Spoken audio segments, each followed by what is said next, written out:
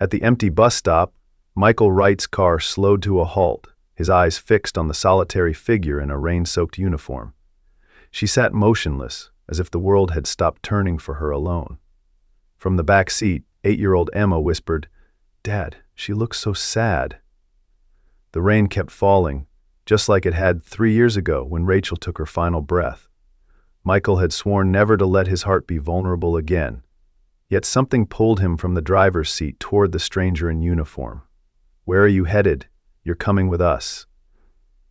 Some decisions defy logic but follow the compass of the heart. This is one of those stories. The wipers scraped across the windshield of Michael's aging Subaru as Portland's familiar rain painted the world in shades of gray.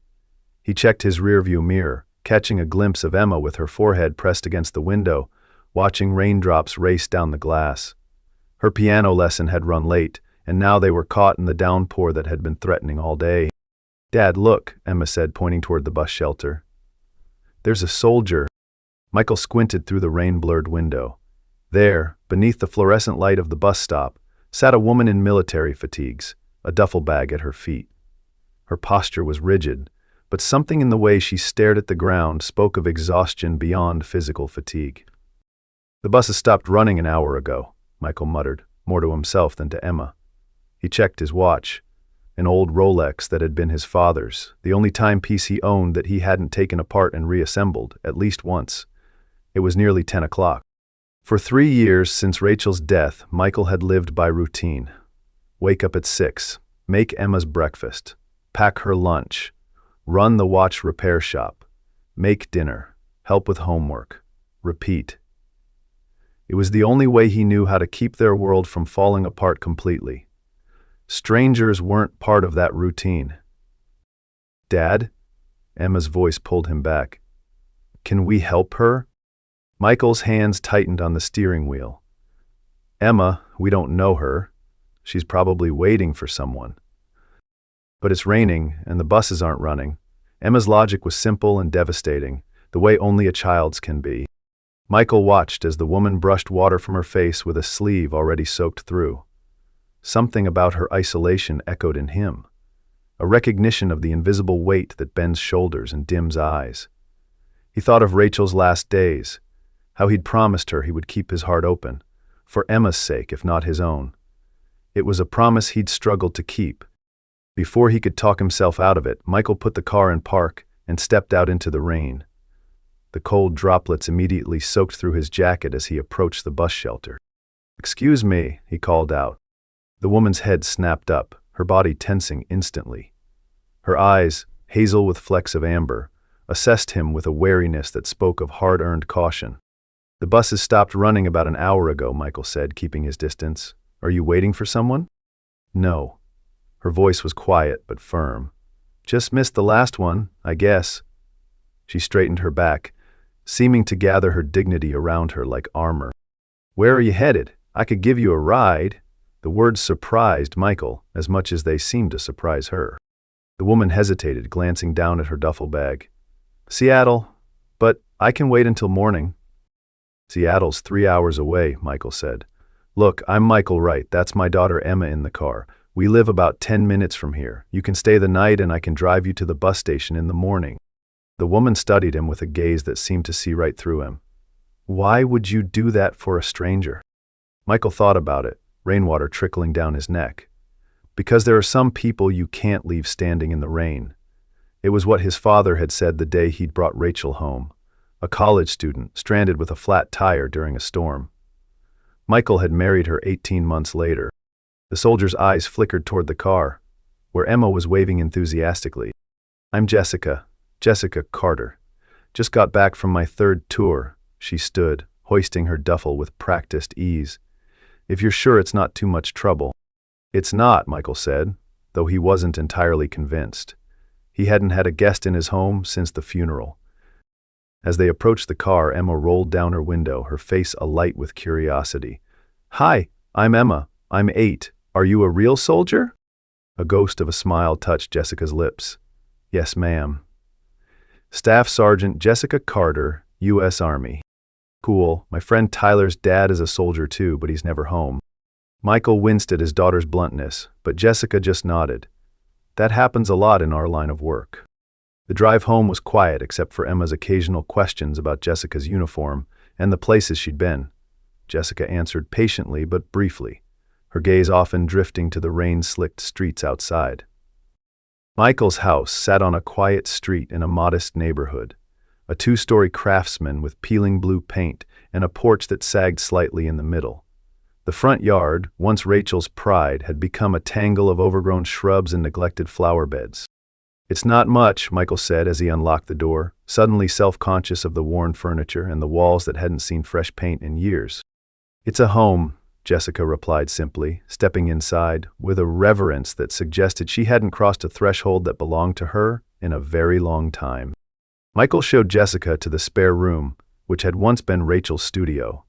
He'd packed away her canvases and brushes, but sometimes he still caught the faint scent of oil paints when he opened the door. Now it held a single bed, a dresser, and boxes of things he hadn't found the courage to sort through yet. Bathroom's down the hall. Kitchen's downstairs if you get hungry. Make yourself at home, he said, the phrase feeling foreign on his tongue. Jessica set her duffel down carefully. Thank you, really. Left alone, Michael stood in the hallway questioning his own judgment. He'd just invited a complete stranger into his home, where his daughter slept. Yet something about Jessica's eyes, haunted but honest, had compelled him to act against his better instincts. After tucking Emma in, Michael retreated to his workshop in the converted garage. The small space was lined with shelves of watches and clocks in various states of repair, the steady tick-tock a comforting rhythm that had carried him through many sleepless nights. He picked up a vintage pocket watch he'd been restoring for a client, losing himself in the delicate mechanics until his eyes grew heavy. It was past midnight when he finally came back inside. He paused at the foot of the stairs, noticing a sliver of light beneath the spare room door. Jessica was still awake. He hesitated, then continued up to his own empty bed. Morning came with the pale sunlight of early spring filtering through the clouds. Michael woke to the unfamiliar sound of voices downstairs. Following the noise to the kitchen, he found Emma sitting at the table, watching intently as Jessica flipped pancakes with military precision. MJ turned at the sound and noted decisively that Emily's glance. "Dad," Emma exclaimed, "Jess is making breakfast. She says they're soldier pancakes because they stand at attention." Jessica turned, a faint flush coloring her cheeks. "Hope that's okay. Emma was hungry, and I wanted to thank you for letting me stay." Michael stood frozen in the doorway. For 3 years, it had been just him and Emma in the quiet morning light. The sight of someone else, someone new, in Rachel's kitchen sent a confused jolt through his chest. "It's fine," he managed. "You didn't have to do that." "I wanted to." Jessica set a plate of perfectly golden pancakes on the table. "Coffee's ready, too." They ate together, an awkward trio connected by circumstance rather than choice. Emma filled the silence with chatter about school and her upcoming science project, while Michael watched Jessica's careful interactions with his daughter. "So," Michael said when Emma had finished and gone upstairs to get dressed. "Bus station?" Jessica stared into her coffee cup. "Actually, if it's not too much trouble, I might need to stay one more night." She looked up, meeting his eyes directly. "The friend I was going to stay with in Seattle, things got complicated. I just need a day to figure out my next step." Michael should have felt imposition, perhaps even suspicion. Instead, he felt a strange relief.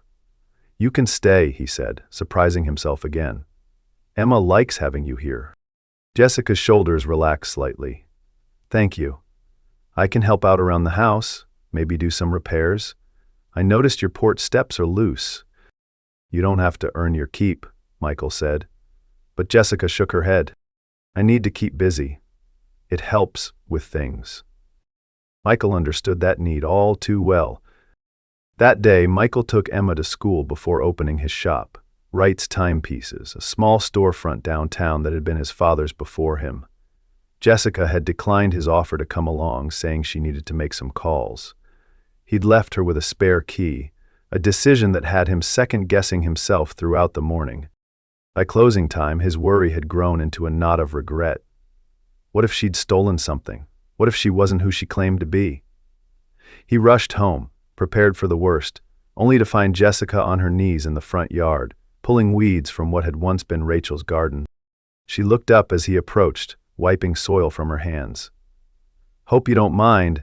I started on the porch, but then I saw these flowers struggling to come up through all the weeds." She pointed to tiny green shoots, barely visible among the overgrowth. "Crocuses," Michael said quietly. "Rachel planted them our first spring here." Jessica's expression softened with understanding. "I can stop if you'd rather I didn't touch it."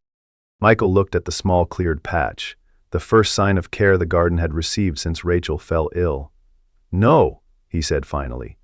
"They should be able to grow." That evening, after Emma was in bed, Michael found Jessica sitting on the porch swing, staring out at the night. He hesitated, then sat beside her, offering a mug of tea. "Couldn't sleep?" he asked. "Don't sleep much these days," she admitted, accepting the mug. The porch light caught the fine lines around her eyes, signs of strain rather than age. "Emma wants to know if you'll still be here tomorrow." Jessica smiled faintly. "She's a special kid. You're doing a good job with her." "I'm trying." Michael took a sip of his own tea, the warmth seeping into his cold hands. "It's been just the two of us for 3 years now. Her mother, Rachel, she had cancer. It happened fast." Jessica was quiet for a moment. "I'm sorry. That's a different kind of battlefield." "What about you?" Michael asked, surprising himself with his directness. "Where are you really headed?" Jessica's hands tightened around her mug. "Honestly, I don't know." She took a deep breath. 3 months ago my unit was hit. IED. 2 of my closest friends didn't make it. I got lucky, just some shrapnel and a concussion. They sent me home with a Purple Heart and a medical discharge. Her voice grew distant. "But coming back, everything feels wrong. Like I'm wearing someone else's skin." Michael nodded, understanding more than he could express. "After Rachel died, I kept expecting to wake up from the nightmare. But then you realize this is it. This is the new reality. And you have to find a way to live in it." "How did you do it?" Jessica asked, her voice barely above a whisper. "And all day at a time. Some days, 1 hour at a time." Michael looked toward Emma's window. "Having Emma helped, I had to keep going for her sake. But finding purpose again, that's the hardest part." They sat in silence, 2 strangers sharing the familiar weight of grief. The night air was cool but not uncomfortable, and for the first time in years, Michael felt the smallest crack in the wall he'd built around himself. The next morning, Michael invited Jessica to come to the shop with him after they dropped Emma at school. She accepted, with a gratitude that suggested she needed the distraction as much as he needed the company. At Wright's Timepieces, Jessica sat at the counter while Michael worked, watching his precise movements as he repaired an antique grandfather clock. "My grandfather had one like that," she said, breaking a comfortable silence. "He taught me to listen for the different sounds it made. Said a healthy clock sounded like a heartbeat." Michael glanced up from his work. He was right. Mechanical timepieces are a lot like living things. They need care, attention. When something goes wrong, you have to find the source of the problem, not just treat the symptoms. "Is that your philosophy for everything?" Jessica asked with the hint of a smile. "I try," Michael said, returning to his work. "Doesn't always translate to real life, though." That afternoon, Jessica accompanied Michael to pick up Emma from school. As they waited outside the building, Michael noticed Jessica tense beside him, her eyes scanning the crowds with military alertness. "You okay?" he asked quietly. "Just crowds," Jessica murmured. "Still getting used to being back." Before Michael could respond, Emma burst through the school doors, her face tear-streaked and her normally bouncy step heavy. Michael knelt immediately as she approached. "Emma, what happened?" Emma sniffled, glancing between Michael and Jessica. "Tyler said I was making up stories. He said I didn't have a soldier friend staying at our house, and then he said—" Her voice dropped to a whisper. "He said I don't have a mom because she didn't want me." Michael's face flushed with anger, but it was Jessica who stepped forward, kneeling beside Emma. "Hey," she said gently, "Tyler's wrong on both counts. I am your friend and I am a soldier. And as for your mom—" Jessica glanced at Michael, who nodded slightly. Your dad told me about her. She loved you very much. Sometimes the people who love us the most have to leave us, but it's never, ever because they want to. Emma wiped her eyes. You promise? Soldier's honor, Jessica said, holding up her hand in a solemn vow. On the drive home, Emma's spirits lifted as Jessica told her carefully edited stories of her time in the service. The camaraderie, the desert sunsets, the stray dog her unit had adopted. Michael listened, hearing the affection in Jessica's voice when she spoke of her fellow soldiers, the chosen family she'd found in the military. That night, after dinner, Jessica received a phone call that drove her to the backyard, her voice a tense murmur through the kitchen window. When she came back inside, her face was pale. Everything okay? Michael asked, loading the dishwasher. Jessica leaned against the counter, her composure slipping for the first time since he'd met her. My friend in Seattle, the one I was going to stay with, she can't take me in after all. Her husband's deployed and she's dealing with some family stuff. She ran a hand through her short brown hair. I'll figure something out. Maybe a motel until my benefits kick in. Michael watched her, recognizing the look of someone trying desperately to hold it together. Why Seattle? He asked. Do you have family there? No family anywhere, really. Jessica's smile was brittle. I grew up in foster care. The Army was the first real home I had. The revelation hung in the air between them. Michael thought of his own small family, broken but still intact, and the empty rooms in his house that echoed with absence. Stay, he said suddenly. Not just for another night. Stay until you figure things out. Jessica looked up, surprise and wariness battling in her expression. Michael, you barely know me. I know enough, he said. I know you're good with Emma. I know you respect other people's space and boundaries. And I know what it's like to need a safe place to land. He hesitated. Besides, Emma would be heartbroken if her soldier friend disappeared. Jessica's eyes glistened in the kitchen light. Are you sure? No, Michael admitted with a small laugh. But I'm offering anyway. That night, Michael was awakened by a cry from the guest room. He lay still for a moment, unsure if he'd dreamed it, until he heard it again, a muffled sound of distress. He got up and padded down the hallway, pausing outside Jessica's door. Jessica, he called softly, knocking once. Are you okay? There was no answer, but he could hear ragged breathing. He opened the door slowly, ready to retreat if needed. In the dim light from the hallway, he could see Jessica sitting upright in bed, her body rigid, eyes open but unseeing. Jessica, he said again, keeping his voice calm. You're safe. You're in Portland, in my house. Emma's asleep down the hall. Slowly awareness returned to her eyes. She blinked, focusing on him. Michael, she said, her voice hoarse. I'm sorry. Did I wake Emma? No. She sleeps like a rock. Michael hesitated in the doorway. Nightmare? Jessica nodded, drawing her knees to her chest. It's always the same one. The explosion, the dust so thick you can't breathe, and the silence afterward that tells you something's wrong because there should be screaming. Michael crossed the room and sat carefully on the edge of the bed. I get them too. Different scenario, same feeling of helplessness. Jessica's breathing gradually steadied. They didn't prepare us for this part. How to come home. How to be a person again.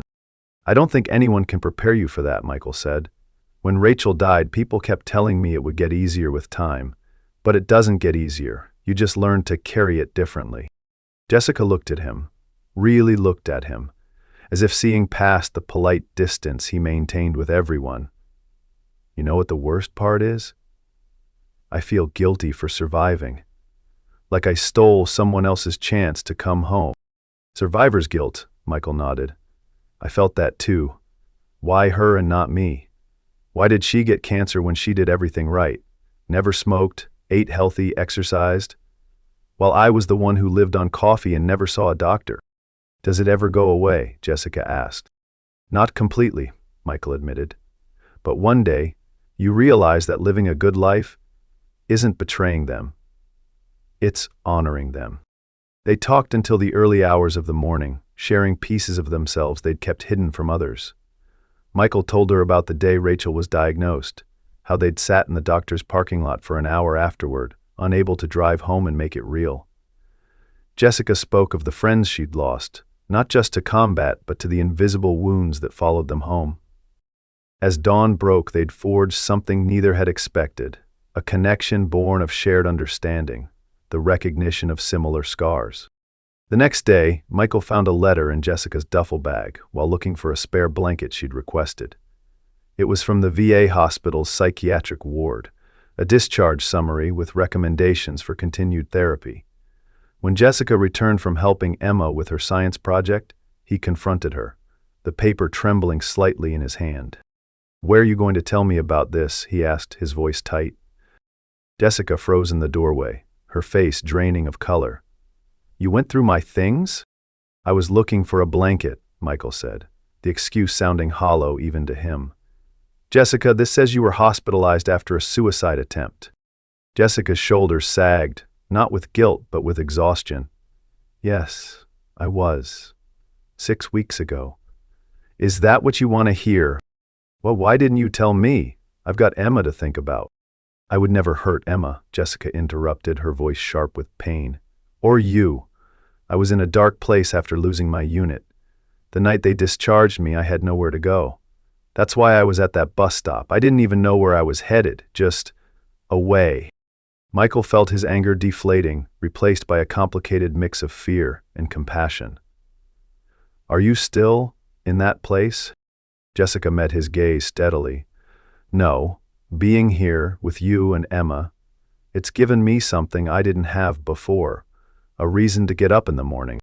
"I need to know you're getting help," Michael said, his voice softening. "Professional help." "I have appointments set up at the VA here in Portland," Jessica assured him. "I was going to tell you, I was afraid you'd see me differently, that you'd see me as broken." Michael looked down at the paper in his hand, then carefully folded it and handed it back to her. "We're all a little broken, Jess. That's how the light gets in." Over the following weeks, a tentative new normal emerged. Jessica began therapy at the VA, often returning quiet and thoughtful, but steadier each time. Michael gave her small tasks at the shop, which grew into a regular position as she demonstrated a natural talent for the delicate work of watch repair. Emma blossomed with Jessica's presence, delighting in having someone who would listen to her elaborate stories and help with homework when Michael was busy with a complicated repair. The three of them fell into an easy rhythm, a family pieced together by circumstance rather than blood. One Saturday morning in May, Emma burst into the kitchen where Michael and Jessica were sharing coffee in comfortable silence. "And we fixed the garden today?" she asked, her eyes bright with excitement. "Ms. Peterson said it's the perfect day for planting." Michael and Jessica exchanged a glance. The garden had been Rachel's domain, her sanctuary. Even the small section Jessica had cleared remained a painful reminder of all he'd lost. "I don't know, Emma," Michael began, but Jessica cut in gently. "I think it's a great idea," she said, "but it's up to your dad." Emma turned to Michael, her expression so hopeful it made his heart ache. "Mom would want her flowers to grow again, wouldn't she?" Michael felt something shift inside him, like the final piece of a watch mechanism clicking into place. "Yes," he said softly. "Yes, she would." They spent the day in the garden, clearing weeds and turning soil that hadn't been touched in years. Jessica showed Emma how to plant seedlings, her hands sure and gentle as they worked the earth. Michael found himself sharing stories about Rachel, not the sad ones about her illness, but the happy memories of her laugh, her passion for painting, the way she'd dance in the kitchen when she thought no one was watching. As the sun began to set, they stood back to admire their work. The garden was nowhere near its former glory, but it was a beginning, a promise of growth to come. "It's beautiful," Jessica said, dirt streaking her cheek. "It will be," Michael corrected, but he was smiling. That night, after Emma was asleep, Michael found Jessica in the garden again, sitting on the old stone bench beneath the maple tree. "Room for one more?" he asked. Jessica moved over, and he sat beside her, their shoulders almost touching. The spring air was cool but pleasant, carrying the scent of freshly turned earth and new possibilities. "I got a job offer today," Jessica said after a moment. "The VA has a program for veterans transitioning to civilian work. It's here in Portland." Michael felt a strange flutter in his chest. Hope mixed with fear. "That's great, Jess. Are you going to take it?" "I'd like to," she said, her voice careful. "But I wanted to make sure it wouldn't complicate things. With us, I mean. Whatever us is." Michael looked up at the stars emerging in the darkening sky. "I don't know what us is either," he admitted. "I just know that when you came into our lives, something that had been dormant started growing again." He turned to face her. "I'm not ready to put a name to it yet, but I'd like to find out what it could be." Jessica's smile was soft in the gathering dusk. "I'd like that too." The next day, Emma presented them with a drawing she'd made for her art class.